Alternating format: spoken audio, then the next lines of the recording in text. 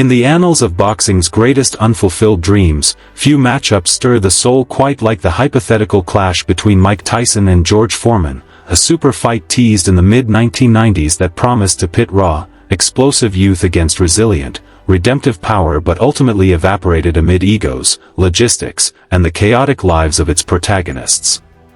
The seeds were planted in 1995, right after Tyson's release from prison on March 25, where he had served 3 years of a 6-year sentence for a 1992 rape conviction in Indiana. At just 28, Tyson was still a global phenomenon, dubbed Iron Mike for his unbreakable will and terrifying knockouts, drawing massive crowds and pay-per-view numbers even in exhibition-like comebacks.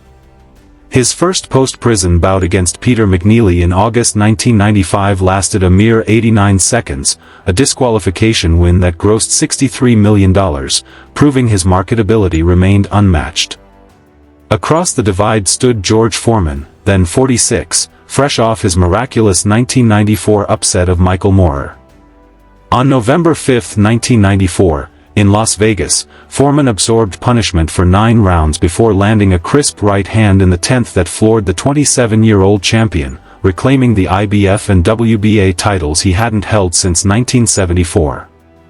This made him the oldest heavyweight champ in history, a testament to his comeback after a decade away from the ring, during which he became an ordained minister preaching in Houston. Promoters, led by the flamboyant Don King, who managed both at different points, saw dollar signs, a generational war that could eclipse even Ali Frazier in hype and revenue, with early talks pegging purses at $50 million each or more. The idea gained traction through 1995 and into 1996, fueled by media speculation and insider leaks.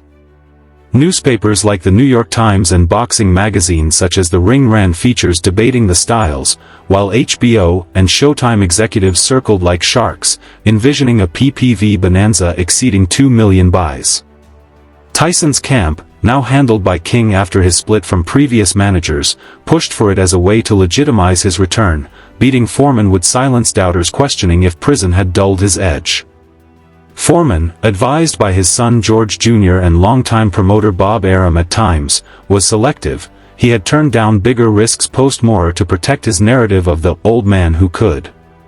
Interviews from the era show mutual respect laced with bravado. Tyson, in a 1995 presser, called Foreman a legend I grew up watching, but added he'd rip through him like tissue paper. Foreman, ever the gentle giant outside the ring, quipped on ESPN that, "Mike hits hard, but I've got a grill hotter than his punches," referencing his emerging endorsement deals. Venue rumors swirled: Caesars Palace in Vegas, Madison Square Garden, even international spots like Tokyo to tap Asian markets where Tyson was huge post-Douglas redemption. Training camps were hypothetically sketched. Tyson bulking up with trainer Kevin Rooney echoes, Foreman slimming down to 250 pounds with his signature heavy bag routines that echoed thunder. To understand why this fight enthralled, one must trace Mike Tyson's origins, a tale of Brooklyn streets and iron discipline. Born Michael Gerard Tyson on June 30, 1966, in a rough neighborhood plagued by crime, he was arrested 38 times by age 13 for petty thefts and fights. Discovered in a Tryon school for boys reformatory by legendary trainer Cus D'Amato, who became his legal guardian, Tyson was sculpted into a prodigy. D'Amato's peekaboo guard, fists glued to cheeks, constant head movement, inspired by Jack Dempsey and refined with video analysis, turned Tyson into a 5 feet 10 inches wrecking ball with 218-pound muscle and lightning reflexes. He turned pro in 1985 at 18, reeling off 19 straight wins, 15 in the first round, his power evident in combinations that started with body feints and ended with uppercuts from hell.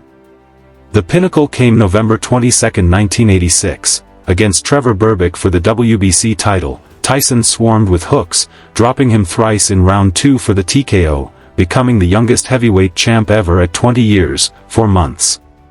He unified the belts in 1987, WBA over James "Bone Crusher" Smith via decision, IBF over Tony Tucker in a grueling 12 rounds, reaching 33-0.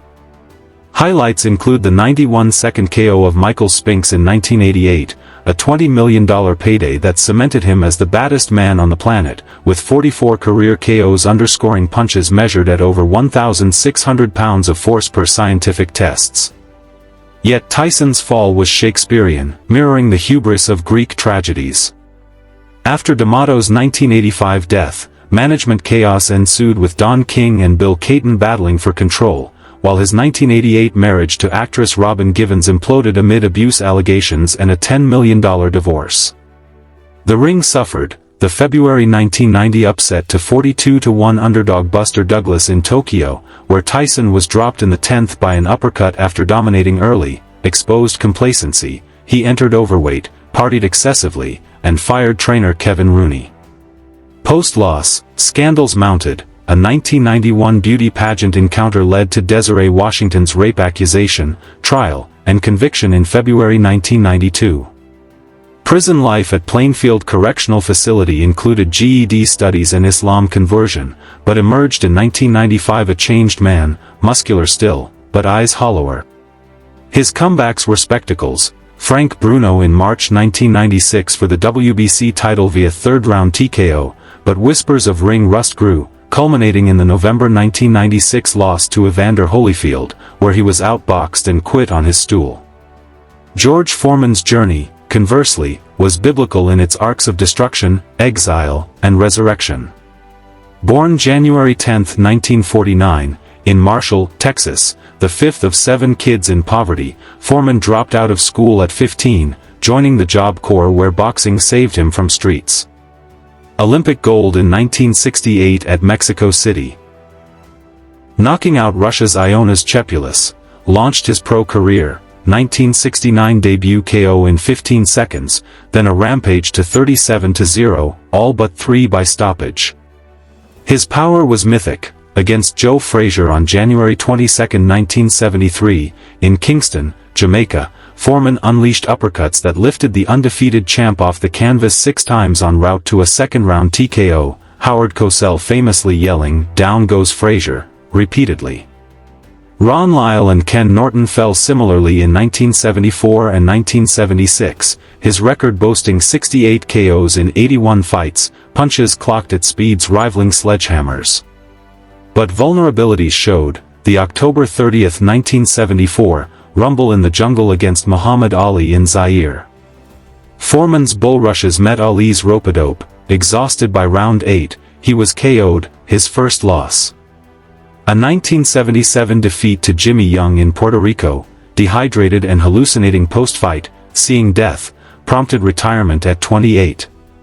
In a Houston locker room, he experienced a religious vision, baptized, and ordained, preaching at the Church of the Lord Jesus Christ for over a decade. The 1987 return at 38 was laughed off. Foreman tipped scales at 267 pounds, joking about hamburgers on talk shows like Johnny Carson. But grit prevailed, methodical wins, using arm-flinching feints and a pawing jab to set up crosses. He slimmed to 235 for bigger fights, KOing Jerry Cooney in 1990's second round.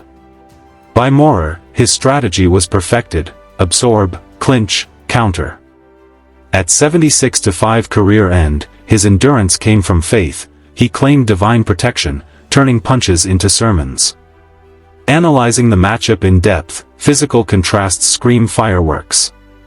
Tyson, compact, 71-inch reach but closed distances like a missile, southpaw switches adding unpredictability, footwork allowing angles for liver shots that cripple tall men like Tony Tubbs. Prime speed, hands at 20 punches per second bursts, would target Foreman's body early, recalling how Evander Holyfield later bullied him inside. Foreman, 6 feet 4 inches, 78-inch reach extended via jabs that kept foes at bay, his post-hiatus style economical, walking through fire as in the Lyle War where both hit canvas but he rose. In 90s form, Foreman gassed less, his chin, never legitimately cracked post-ollie, could weather Tyson's storms, potentially landing a bomb as Moorer felt. Simulations vary. Boxing scene polls give Prime Tyson 70% win rate via rounds 1-4 KO, but 1995 versions flip. Foreman's experience edges a decision if it goes long, Tyson fading as versus Douglas. Trainers like Teddy Atlas, Tyson's ex-mentor, said Mike's mental fragility post-prison would crack under Foreman's pressure,